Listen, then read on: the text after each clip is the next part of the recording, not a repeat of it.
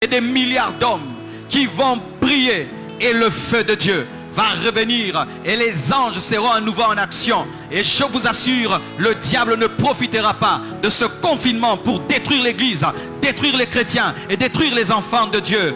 Tout le monde, à partir d'aujourd'hui, à 21h, tous les jours, 21h, tu fléchis tes genoux, que tu sois dans ta chambre, dans ton salon, dans ta voiture, ou que tu sois dans ton église, fléchis tes genoux et accorde-toi avec tout le corps du Christ dans le monde, dans la prière. Car si nous continuons cette guerre où chacun se bat pour son église, se bat pour son ministère, se bat pour sa vision, mes frères, ça ce n'est pas le combat d'un ministère, ce n'est pas le combat d'une église, ce n'est pas le combat d'un pasteur, c'est le combat de toute l'église, c'est le combat de tout le corps. Ce n'est pas le combat de Moïse, ce n'est pas le combat de Josué, ce n'est pas le combat de Hur, c'est le combat d'Israël, c'est le combat de toute l'église. Et nous devons mettre de côté nos différences, nos divergences, nos mésententes et nous unir ensemble pour bouter dehors les puissants des ténèbres qui profitent du fait que les églises sont fermées pour anéantir la louange,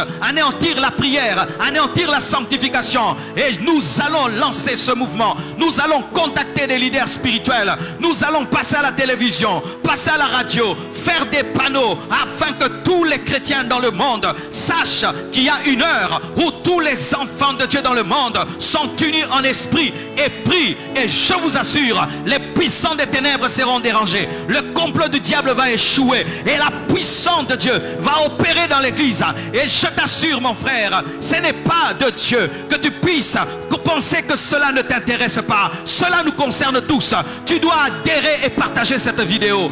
Adhère à cette vision et partage cette vidéo. Adhère à cette vision et partage cette vidéo. Nous voulons que cette vidéo soit partagée dans toutes les églises et que chacun de nous, chaque 21h, tous les jours, nous puissions nous tenir ensemble devant Dieu. Et tu n'as pas besoin de le montrer sur Facebook, tu n'as pas besoin de le montrer sur Instagram, tu n'as pas besoin de le montrer. Nous voulons des gens qui prient pour l'intimité, pas pour le fan, non pas pour se faire voir et se montrer qu'ils sont en train de prier à 21h. Des prières que Dieu n'exauce pas, des prières que Dieu n'entend pas.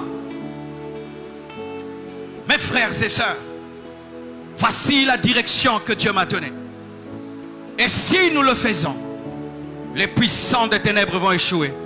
Mais si nous entendons et nous continuons comme d'habitude, nous serons étonnés par les malheurs qui vont s'abattre dans nos maisons.